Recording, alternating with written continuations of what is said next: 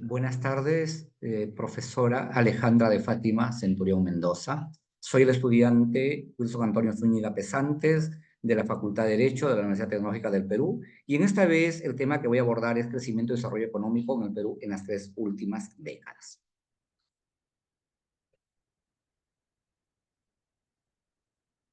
Eh,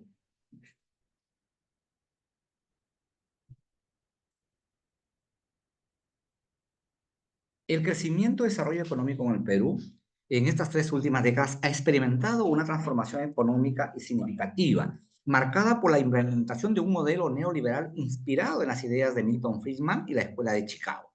Este periodo ha estado caracterizado por la estabilidad macroeconómica, el crecimiento sostenido y la reducción de la pobreza, pero también por desafíos persistentes en términos de desigualdad y desarrollo integral. Asimismo, vamos a mencionar que el crecimiento económico en el Perú lo hemos segmentado en 3 décadas, la del 90, la del 2000 y la del 2010. En la década del 90, el Perú inició un proceso de reformas estructurales que sentaron las bases para la recuperación económica después de la crisis de los años 80. El crecimiento durante esta década fue moderado, pero estable, impulsado por la liberalización del comercio y la atracción de inversión extranjera. En la década del 2000, el país experimentó un boom económico sin precedentes, con tasas de crecimiento promedio superiores al 6% anual, gracias al auge de las exportaciones mineras y a políticas macroeconómicas prudentes. En la década del 2010, si bien el crecimiento se desaceleró a partir del 2014, el balance de las 3 últimas décadas es positivo, con el PBI per cápita más que duplicándose. Sin embargo, persisten desafíos en términos de diversificación económica y de productividad.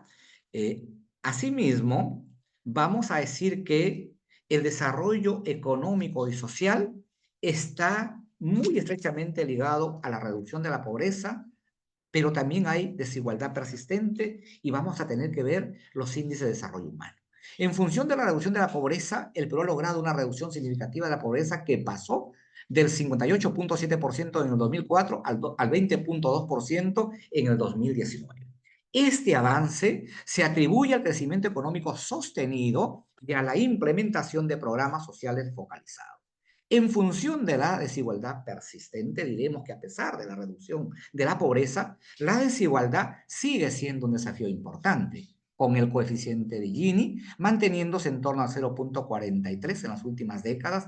Esto refleja que los beneficios del crecimiento no han sido distribuidos de manera equitativa. Aquí hay mucho aún por superar.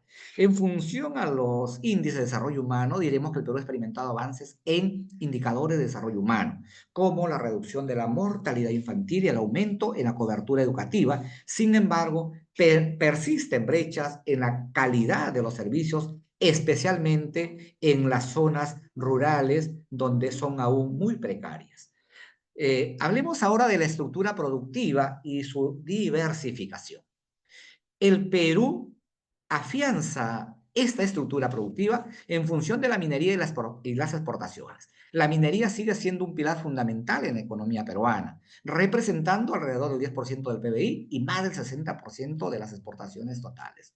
Asimismo, la agroindustria y los servicios. Sectores como la agroindustria, la manufactura no primaria y los servicios han ganado relevancia, contribuyendo a una mayor diversificación de la estructura productiva del país.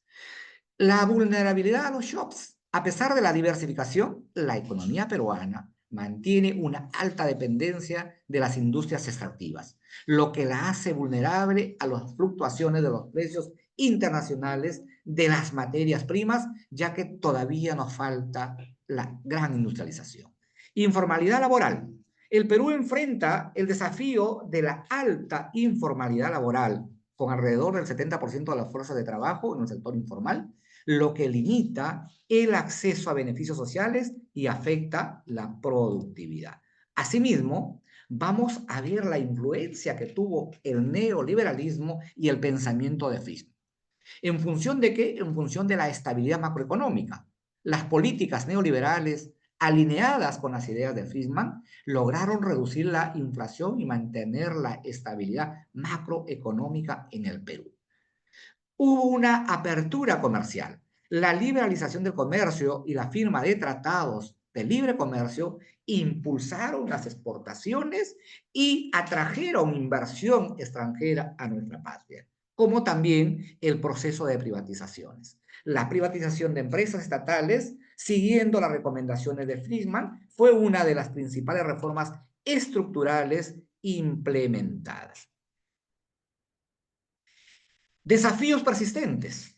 La informalidad laboral. La alta informalidad, que afecta al 70% de la fuerza de trabajo, es un desafío estructural que limita el acceso a beneficios sociales y reduce la productividad. Asimismo, la desigualdad y pobreza. A pesar de la reducción de la pobreza, la desigualdad sigue siendo un problema importante si es que tenemos en cuenta lo que menciona el coeficiente de Gini, que está en torno al 0,43, y las dependencias de materias primas. La economía peruana mantiene una alta dependencia en las exportaciones de recursos naturales, lo que la hace vulnerable a los ciclos de los precios internacionales. El impacto de la pandemia, es importante que también hagamos un análisis sobre esto, ¿no? La contracción económica, la pandemia de COVID-19 provocó una caída del PBI del 11,1% en el 2020, una de las más pronunciadas en la región. Hubo, a pesar de eso, todavía aumento en la pobreza. La crisis sanitaria y económica llevó a un aumento de la pobreza monetaria que alcanzó el 30,1% anualmente, lo que demuestra que aún somos una economía que no tiene gran respaldo o lo que se llama gran espalda financiera. En función de las debilidades estructurales, la pandemia puso de manifiesto las vulnerabilidades de la economía peruana, como la alta informalidad y la fragilidad del sistema de salud.